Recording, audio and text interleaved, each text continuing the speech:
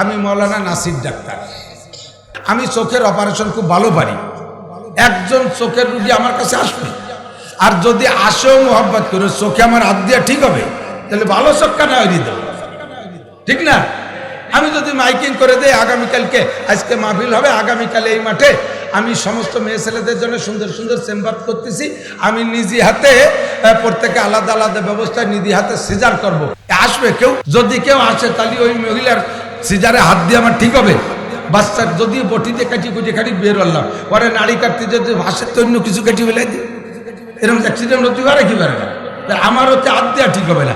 আমি এই জগতে বিশেষজ্ঞ, ওই জগতে বিশেষ অজ্ঞ। এই জগতে বিশেষজ্ঞ, কিন্তু ওই জগতে আমি বিশেষ অজ্ঞ। সেম আপনি জেনারেল লাইনে বিশেষজ্ঞ, ধর্মীয় লাইনে বিশেষ অজ্ঞ। অজ্ঞ মানে কি? মূর্খ, জানি না, ঠিক না? কাজেই আমার ওই জয় জামেলার দরকার নাই।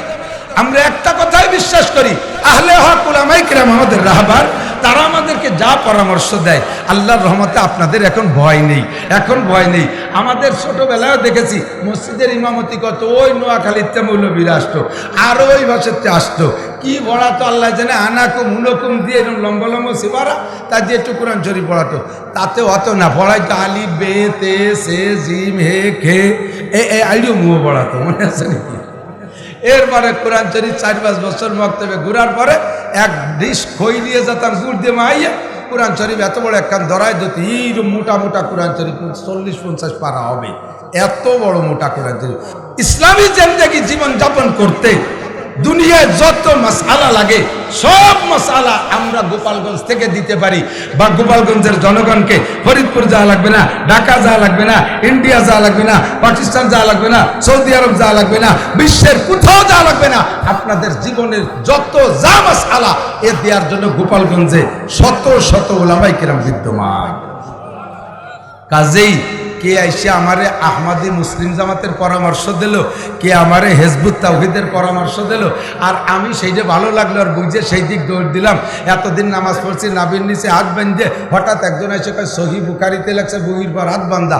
যে লোকটা সহি বুখারি নিয়ে আমার বাড়ি আইছে, তার আউলাকের কোনো জায়গা বুখারির গন্ধই নাই। 1 নম্বরে মহি দাড়ি নাই, 2 নম্বরে সুন্নতি পোশাক নাই, প্যান্ট শার্ট টাই কোট পরা, সে বগল ভরে কয়খান বুখারি শরীফ নিয়ে আইছে, একখানের ভিতরে আরবি লেখা নাই, সব বঙ্গানুবাদ। আর আমার বাংলাদেশে, আমার গোপালগঞ্জে 1000-এর মতো মুহাদ্দিস আছে, যারা আরবি ছাড়া বাংলাও দেখা লাগবে না, উর্দুও দেখা লাগবে না, আরবি থেকে আপনাদেরকে সমস্ত অ্যান্সার দিতে পারবে। বুখারী শরীফকে তারা মুখস্থর মতো পড়াইয়া আপনাদেরকে সবক পড়াই দিতে পারবে। এই সকল মুহাদ্দিসদের বাদ দিয়ে আমাদের এই পাঙ্কু মুহাদ্দিসরা আইছে আমাদেরকে রমজান মাসে তারাবির নামাজ 8 রাকাত পড়ানোর জন্য, বেতের নামাজ 1 রাকাত পড়ানোর জন্য, মুহির বা ছানা বান্ধানোর জন্য, গবা গব কানে উলো দেওয়ার জন্য, জোরে একটু সিলে আমিন পড়ানোর জন্য, তারাবির নামাজ কি বলে জানাজার নামাজে সূরা ফাতিহা পড়ানোর জন্য, ঈদের নামাজে 12 তাকবীর দেওয়ার জন্য। আরে বেটা, আমরা তোর কাছে ধর্ম নিয়ে ঠেকানা, আমাদের যাদের কাছে অনুসরণ করতে হবে এরকম উলামায়ে কিরাম গোপালগঞ্জে ভরা। কতক্ষণ কোথাও যাওয়া লাগবে না। তবলিগ কার কথায় করব তা বুঝানোর জন্য গোপালগঞ্জে হুজুর আছে, আর ধর্ম কার কথায় করব তা বুঝানোর জন্য গোপালগঞ্জে হুজুর আছে। আল্লাহর রহমতে সেই বুখারি মাদ্রাসা আমাদের গোপালগঞ্জে 30টা, তার ভিতরে আপনারা চণ্ডীবদ্দি একটাও ভাগে পাইছেন। ভবন ছোট, ঘর বাড়ি নাই, ওর মধ্যে ভলাই কোন জায়গা আমি তাই এই কদিন তালাশ করে পাই না। আজকে আমারে নিয়ে গেছে দেখাতে, আল্লাহু আকবার। ভবন একটা জোরছে 36 পিলার, তার 12টা কেবল ওই, 24টা বাকি আছে। ওখানে বুখারী শরীফের ক্লাস হবে। বুখারী শরীফ এমনই একটা কিতাব, কোরআন শরীফ পড়ে দোয়া করলে যেমন দোয়া কবুল হয়, হাদিসের ভিতরে এরকম আসে নাই যে বুখারী পড়ে দোয়া করলে কবুল হয়, কিন্তু বুজুর্গানে দিনের বাস্তব অভিজ্ঞতা, বুজুর্গানে দিনের বাস্তব অভিজ্ঞতা। মুহাদ্দিসিনদের একদল যাইতেছে জাহাজে করে হজে, জাহাজে করে হজে যাচ্ছে। তো ওই জাহাজে থাকা অবস্থায় সাগরের ভিতরে এমন ঝড় ছাড়ছে, ওয়াহিয়া তাজরি বিহিম ফি মাউজিন কাল জিবাল, সাগরের ভিতরে জাহাজ চলতেছে কেমন যেন পাহাড়ে এসে ধাক্কা মারতেছে। সাগরের ঢেউ তো সেরকম, নাকি বলেন? সাগর যেমন তার ঢেউ তেমন, আমাদের নদী যেমন ঢেউ তেমন। জোরে ঝড় বাতাস হইলে আমার বাড়ির পুকুরিও ঢেউ হয়, কিন্তু পুকুরির ঢেউ আর সাগরের ঢেউ সমান নাকি? পুকুরির ঢেউর মধ্যে যে আসে ড্যান্স করে বেড়াচ্ছে, জল হয়, আবুহরি ঢেউ হয়, আর আসে তার নদীতে নেজ নাড়াইয়ে ড্যান্স করতেছে। আর সাগরের ভিতরে যখন জল ওঠে তখন তার হাঁস আর মুরগির খবর থাকে না। বিশাল বিশাল জাহাজ, এর কাপ্তানদের জিব্বায় পানি থাকে না, যাত্রীদের কলিজা শুকায় যায়, পায়খানা আইছে সেই পায়খানা গায়েব হয়ে গেছে, হারাই গেছে ঢেউ ঠেলায়। আমি এই পদ্মা পার হই একবার, মনে আছে 23-24 বছর আগের কথা, আরিচার রুটে ক্ষুধা লাগছে সারাদিন গাড়িতে, সে সময় তো পর্যন্ত যাইতে গোপালগঞ্জ যেতে অনেক সময় লেগে যেত। তো যা লঞ্চে যাইতেছি, পাউরুটি আর কলা কিনছি। তো আগে কিছুক্ষণ খাইছি, অল্প একটু, মানে অর্ধেক খাইছি। এর ভিতরে একটা লোকমা, এক হাতে তো কলা আর এক হাতে রুটি, ঢেউর এমন জোরে আসছে, ঢেউর ধাক্কায় এই কলা আর রুটি মাঝপথে থামিয়ে রয়েছে, এদিকেও যায় না ওদিকেও যায় না। আমার হুশ এইরকম ধরিয়ে রয়েছে। পরে জিকির করতে করতে দোয়াই নুস ভর্তি ভর্তি যখন নদী সমতলে গেছে, তখন দেখি যে কলা রুটি এই জায়গা ধরা রয়েছে, তাই এদিক ওদিক সরে নাই। আর সাগরের ঢেউ কেমন হতে পারে, ওই অবস্থায় মুহাদ্দিসিনে কেরাম, হাজি যাত্রীরা সকলেই তো বিশাল টেনশনে। ইতিমধ্যে উলামায়ে কেরাম যারা মুহাদ্দিসিন ছিলেন, তারা কিতাব ভাগ করে নিয়ে এই বুখারী শরীফ ওই জায়গা খতম দেওয়ার ব্যবস্থা করে নিয়েছে। বুখারী শরীফ ছিল সাথে, তো বুখারী শরীফ খতম কইরা, বুখারী শরীফ 30 পারা, পুরো বুখারী শরীফে কোরআন শরীফের মতো 30 পারা, 30 জন মুহাদ্দিস 30 পারা ভাগ করে নিয়ে 1-1.5 ঘন্টার ভিতরে পড়া, এরপরে আল্লাহর কাছে দোয়া করছে।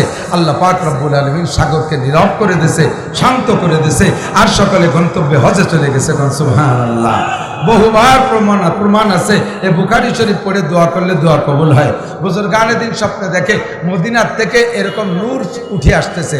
দেখেন না, পদ্মা নদীতে ড্রেজারে যখন বালু কাটে, পাইপ যে জায়গা, পাইপের মুখ যেখানে শেষ, বালি ও জায়গায় পড়ে না, সিটে যে অনেক দূর পড়ে, এরকম দূরে যে অনেক দূর পড়ে, ড্রেজার দিয়ে ভাবে পালি বেলায় না। তো ওইরকম দেখা যাচ্ছে যে মদিনার থেকে নূর ছুটছে, আলোর এরকম ড্রেজারের মাথার পাইপের বালুর মতো আলো ছুটছে। এগুলো এক জায়গায় না, বিভিন্ন জায়গায় যে পড়তেছে, বিভিন্ন জায়গায় যে পড়তেছে। আল্লাহু আকবার। পরে বুজুর্গানে দিন এই নিয়ে পরীক্ষা নিরীক্ষা করে দেখে, যিনি স্বপ্নে দেখেছেন ওনার কাছে বিবরণ জানছে, কোন কোন জায়গা পড়তে দেখছেন। তৎকালীন বিশ্বে যে কয় জায়গা বুখারী শরীফের দর্শ হচ্ছিল, ক্লাস হচ্ছিল, মদিনা থেকে সেখানে সেখানে গিয়ে নূর পড়তেছে। আমাদের সৌভাগ্য, আমাদের গোপালগঞ্জে 30 জায়গা পড়তেছে ইনশাআল্লাহ, তার ভিতরে চণ্ডীবদ্দী মাদ্রাসাও পড়তেছে। আমার সব কিছু মিলাইয়া আমাকে যদি আল্লাহ তাআলা হাজার হাজার কোটি টাকার মালিক বানাইতো, তাহলে আমি এই টাকাগুলো নিজের ভোগ বিলাসে ব্যবহার করতাম না। আমার একান্ত প্রয়োজন ছাড়া বাকি টাকাগুলো আমি ধর্মের কাছে খরচ করতাম। আমি বুখারীর ক্লাসে, আমি কোরআনের ক্লাসে, যেখানে বুখারীর ক্লাস হয় সে জায়গা যদি মদিনা থেকে নূর আসে, যে জায়গা আল্লাহর কোরআনের ক্লাস হয় সেখান থেকে আরশে আজিমে থেকে নূর আসে। কথাক্ষণ ঠিক না? আরশে আজিম থেকে নূর আসে, আরশে আজিম থেকে নূর আসে। তো দোস্ত, আল্লাহ পাক আমাদের কাছে খতমে বুখারীর এই প্রোগ্রামে অংশগ্রহণ করার তৌফিক দিয়েছেন। আপনাদের আমাদের সকলের ভাগ্য ভালো। মাই ইউরিদিল্লাহু বিহি খায়রান ইউফাক্কিহু ফিদ্দিন। সকলকে আল্লাহ তাআলা ভালো কাজ করার তৌফিক দেয় না। ই সাআদাত বাজরে বাজুনিস, যতটুকু ভালো কাজ করছি এটা আমার বাহু বলে নয়, আমার শক্তির বলে নয়। যদি শক্তির বলে হইতো, ও যুবক খেয়াল করো, যদি শক্তির বলে হইতো তাহলে আমাদের চাইতে শক্তিশালী পুরুষ এই মুকশেদপুর আরো আছে না নাই? যদি অর্থের বলে হইতো, আমাদের সে ধনী মানুষ রয়ে গেছে কিনা, তারা আসতো, শক্তিশালীরা আসতো। যদি শিক্ষার বলে হইতো তাহলে বহুত বড় বড় পণ্ডিত রয়েছে, তারা আসতে পারে নাই, তারা এসে মাঠ দখল করতো, আমরা অশিক্ষিতরা সিট পাইতাম না। মাই ইউরিদিল্লাহু বিহি খায়রান ইউফাক্কিহু ফিদ্দিন। আল্লাহ যার ভালাই চান, মঙ্গল চান, কল্যাণ চান, কামিয়াবি চান, ইহকাল ও পরকালে শান্তি ও কল্যাণ কামিয়াবি চান, তাকে দিয়ে আল্লাহ তাআলা দ্বীনের কাজ করার তৌফিক দান করেন। তাকেই আল্লাহ তাআলা দ্বীনের কাজ করার তৌফিক দান করেন। আজকে দিনের বেলা আমরা চলে আসছি, এই টাইমটা আমাদের আসলে ওয়াজ করারও সময় না, শোনারও সময় না। আমরা এই বক্তারা আছি তো এক তালে, মাশাআল্লাহ, আল্লাহ তাআলা এর মাধ্যমে হাজার খানিক বক্তা বা তার চেয়ে বেশি বক্তাদেরকে আল্লাহ তাআলা রুজিরও ব্যবস্থা করে, মোটা রুজি, আলহামদুলিল্লাহ, স্বীকার করি, অস্বীকারের কিছুই না। আল্লাহ তাআলা ভালো রুজির ব্যবস্থা করে। আমরা ওয়াজ করি তো ওয়াজের ময়দানে রাতের বেলা 2 ঘন্টা ওয়াজ করলে যে কষ্ট, দিনই ফিরে আধা ঘন্টার চেয়ে বেশি হয়ে গেছে কথা বলা। এই আধা ঘন্টার ভিতরে গাটা সব ঘামিয়ে গেছে, কষ্ট বেশি। আবার কর্তৃপক্ষ মনে হয় যে ওয়াজটা ওনার রাত্রি, দিনই ঠিক করে গেল, ফাও সাজিয়ে খাতি দিছে, এই তো বেশি। এ বলে আমাকে ওনারা মূল্যায়ন কম করে। এই টাইমটা ওয়াজ করাও না, শোনাও না বাংলাদেশের জন্য। এই টাইমটা আমি একটা কথা বুঝাবো বিদায় বলছি, এদিক লক্ষ্য করেন। তাহলে এইটা আমাদের বাংলাদেশের জন্য ওয়াজ করা আর শোনার জন্য এটা আনটাইম, এটা আনসিজন। মূল টাইম হলো রাত্রে, তাই তো বলেন? তো প্রত্যেক ইবাদত যখন ইবাদতের পরিবেশ না, সিজন না, টাইম না, সময় সুযোগ না, বলকে প্রতিকূল পরিবেশ, বিরোধ পরিবেশ, অনুকূল পরিবেশ না, এই সময় ইবাদত করলে আল্লাহ পাক বেশি খুশি হয়। সব মানুষ দিন বইরে কাম কাজ করে, রাত্রের বেলা যতখানি সজাগ থাকা সম্ভব সজাগ থেকে ঘুমায়। রাত 2-3টের সময় মানুষের মূল ঘুমের সময় না, একেবারে টাইট ঘুমের সময় না। ওই সময় ফজরের রক্তও না, জোহরও না, আসরও না, মাগরিবও না, ঈশাও না, কোনো নামাজের রক্ত না। আল্লাহ পাক ওই টাইমটাকে একটা নামাজের রক্ত হিসেবে রাখছে। নবীর উপরে ফরজ ছিল, সাহাবায়ে কিরামদের জন্য ওয়াজিব ছিল। এখনো মক্কা মদিনায় সেই রক্তের জন্য একটা আজান হয়, তাহাজ্জুদের রক্ত। মক্কা এবং মদিনায় এবং সৌদি আরবের বড় বড় মসজিদে এই টাইমে আজান হয়, এখন ওই দেশে আজান হয়, আমাদের দেশে নয়। আমাদের জন্য ফরজও না, ওয়াজিবও না, সুন্নাতও না, তাহাজ্জুদের নামাজ নফল। জাস্ট তাহাজ্জুদের নামাজ নফল, নিশ্চিত নিয়ত করবেন নফলের নিয়ত করে, তাহাজ্জুদের নামাজ নফল। যদি সুন্নত হইতো তাহলে আমাদের সকলের উঠে পড়া লাগতো। সুন্নত না বিদায় খেয়াল অনুমতি আছে, পড়লে নেকি আছে, না পড়লে নেকি নাই, গুনাহও নাই, গুনাহও নাই। তবে এদিক তাকান, ইশরাকের নামাজও পড়ি বেলা উঠলে, এটা একটা পড়ার একটা সুযোগ আছে। ওই সময় কেউ ঘুমায় না। আবিনের নামাজ পড়ি মাগরিবের পর, ওই সময় ক্ষুধাও লাগে না, ঘুমও আসে না। শাস্তের নামাজ পড়লে পড়তে পারে 8টা, 9টা, 10টার সময় বেলা। এ টাইমে ঘুমেরও সময় না, কাজের একটু সময়, তবে তার থেকে ফারেক হয়ে আসতে পারি। কিন্তু ঘুম থেকে উঠিয়ে নামাজ পড়া কত কঠিন। আরো শীতকাল লেপের নিচে, আরো যদি এর আগে গোসল ফরজ হয়ে যায় তাহলে আরো বেকায়দা। এই ঠান্ডা পানি দিয়ে গোসল করিয়ে শেষ রাত্রি তাহাজ্জুদের নামাজ পড়া বিশাল কঠিন। এই জন্য আল্লাহ পাক ওই কঠিন সময়ের ইবাদতের প্রতিদানও সেরকম রাখছে। দুনিয়ায় যত নফল নামাজ আছে, সমস্ত নফল নামাজের ভিতরে শ্রেষ্ঠ নফল নামাজ তাহাজ্জুদের নামাজ। প্রতিকূল পরিবেশে ইবাদত করছো, ওই টাইমটা বড় কষ্টের সময়। সাহাবায়ে কেরাম নবী পাকের কাছে জিজ্ঞাসা করেছে, হে আল্লাহর নবী, আমরা তো আপনার সামনে বসে কলেমা পড়ে মুসলমান, তাই না, নাকি বলেন? নবী পাকের চেহারা দেখে কাফের মুসলমান হয়ে গেছে, নবী পাকের চেহারা দেখে কাফের মুসলমান হয়ে গেছে। নবী পাকের উম্মতের ভিতরে আলেমদের চেহারা দেখে কাফের মুসলমান হয়ে গেছে। খাজা মঈনুদ্দিন চিশতি রহমাতুল্লাহ আলাইহির ইন্তেকালের পরে দিল্লির বিশাল ময়দানে ওনার জানাজার জন্য নামাইছে লাশ। 16 লক্ষ মুসলমান জানাজায় হাজির হয়েছে। জায়গার স্পেস আয়তন হিসাব করে বের করছে যে 16 লক্ষ মানুষ উপস্থিত হয়েছে, কম বেশ। ওনার লাশ দেখার একটা সুযোগ দিয়েছে, মুসলমানরাও দেখছে, হিন্দুরাও দেখছে। তো ওই জায়গায় হিন্দুরা যারা ওনার লাশের চেহারা দেখছে, 1 লক্ষ হিন্দু জায়গায় দাঁড়ায় কলেমা পড়ে মুসলমান হয়ে গেছে। কত সাধু দেখলাম, মরার আগেও দেখলাম, পরেও দেখলাম, এইরকম চেহারা তো নাই, কথা কন না কেন? আর মুসলমান এমনিতেই বুজুর্গ হোক আর না হোক, দেখবেন মুসলমান যদি নামাজি মুসলমান হয়, যত বুড়ো হয় তত একটা চেহারা আলাদা আসে। বুড়ো হলে চেহারা বাড়ে। আরো যদি দাড়ি পেকে যায় আর লাল মেহেদি লাগায়, লোকটা যদি নিজেও ফর্সা হয়, সুন্নতি পোশাক পরে, লাল একটা রুমাল মাথায় দেয়, একটা এরকম একটা মানে গোল্ডেন কালারের সানগ্লাস চশমা চোখে লাগায়, খালি দেখতে মনে চায়, খালি দেখতে মনে চায়। আমার এক ছাত্র ছিল, নাম তার মফিজ, উদয়পুর মাদ্রাসায় পড়তো আমার কাছে। ওকে বাড়িও মোল্লারহাট উদয়পুর, আমি উদয়পুর পড়াইতাম অনেক আগে, প্রায় 27-28 বছর আগের কথা। তো ওই মফিজ একদিন বলতেছে, হুজুর আমাদের বাড়ি 2টা কাঠমিস্ত্রি হিন্দু, এই 7 পাট বলতোর বাড়ি, ওরা কাঠমিস্ত্রির কাজ করে। তো আজকের নগদ ঘটনা, হুজুর আমার আব্বা হজেতে আছে কয়দিন আগে, ওর আব্বা হজে গেছে, চেহারাও ফর্সা, মেহেদি লাগাইয়া দাড়িকে লাল মিসমিসে মানে কুচকুচে লাল করে ফেলাইছে, টকটকে লাল। ও কালো আলো কুচকুচে, লাল আলো টকটকে, না লাল টকটকে করে ফেলাইছে। আর চশমাও সেরকম লাগাইছে, লাল একটা রুমাল মাথায়, ঘিয়ে রঙের একটা জুব্বা গায়ে, লাল একটা জায়নামাজ বিছাইয়া আলগা বারান্দায় পূর্ব দিক ফিরে বসে আমার আব্বা কোরআন শরীফ তেলাওয়াত করতেছে। মক্কা থেকে বড় একটা কোরআন শরীফ নিয়েছে, এরকম বড় বড় বড় অক্ষর, সাদা চকচকে পাতা। ওই কাঠমিস্ত্রি হিন্দু 2 ছেলে উঠোনের পূর্ব পাশে বসে কাজ করতেছে। ওরা কয়েক দিয়ে কাঠে আমার আব্বার দিক তাকায় বসে রয়েছে, আর কুপায়ও না, আতুরও বাড়ি হয় না। তো তাকাই রয়েছে। আমি যে বলতে চাই কি ব্যাপার, কোন দিক থেকে রয়েছে, কাজ কর। তো বলতেছে জ্যাঠা, দাদা কি কাজ করব, তোমার আব্বার দিক তাকাই আমাদের চোখ ফিরেতে পারতেছি না। এইরকম চেহারা তো তোকে বলে না। আমাকে মুসাইরা যত বুড়ো হয় তত বেকায়দা দেয়া যায়, বেশি বুড়ো হয়ে গেলে সুলাকুত্তর মতো দেয়া যায়। আর তোমার বাপরে যে কিরকম দেখা যাচ্ছে, ওগে বর্ণনা মফিজ কইছে আর আমি তাই নকল করলাম। কতক্ষণ ঠিক না?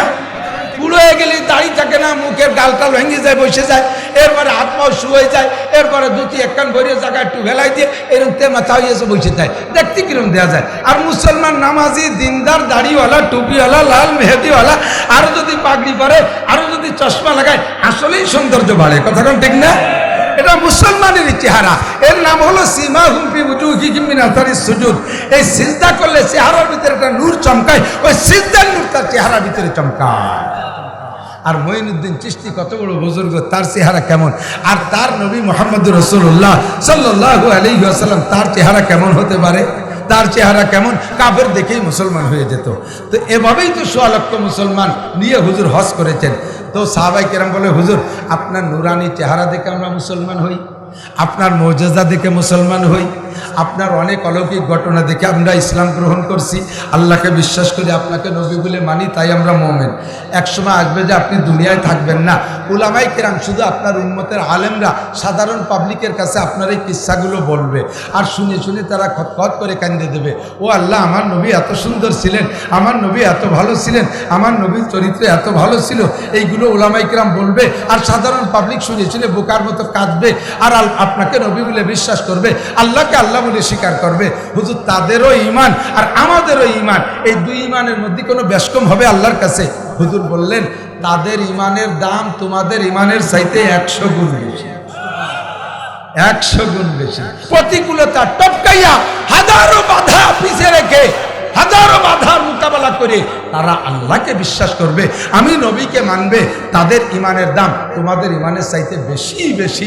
তোমরা তো স্বর্ণ যুগে আসছো, যে কোনো কিছু চাইলে আমি নগদে তোমাদেরকে দেখাই দিই। তোমরা বলো নবী ওই গাছটা একটু কাছে ডাক দিয়ে নিয়ে আসেন তো, আমি ইশারা করি ও গাছ কাছে আয়, গাছে ওই জায়গাতে কলেমা ভর্তি করতে আমার কাছে চলে আসে।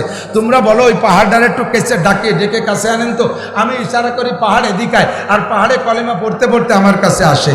আমি গাছতলা বসে আছি, গাছে সাপে আমাকে ফনা তুলে বাতাস দেয়, সাপে আমাকে ফনা তুলে বাতাস দেয়, এইটা তোমরা চোখে দেখো। তোমরা বলো আঙ্গুল দিয়ে ইশারা দিয়া চাঁদরে দ্বিখণ্ডিত করে জমিনে নামাইতে, আমি তা নামাই দেখাই, এটা দেখে তোমরা বিশ্বাস করো। কাজেই তোমরা হলো নগদে বিশ্বাসী। তোমাদের ঈমান তার চাইতে আমার সেই কালের ঈমান, তা উম্মতরা আমারে দেখবে না, শুধু শুনে শুনে বিশ্বাস করবে, তাদের ঈমানের দাম ১০০ গুণ বেশি। সুবহানাল্লাহ।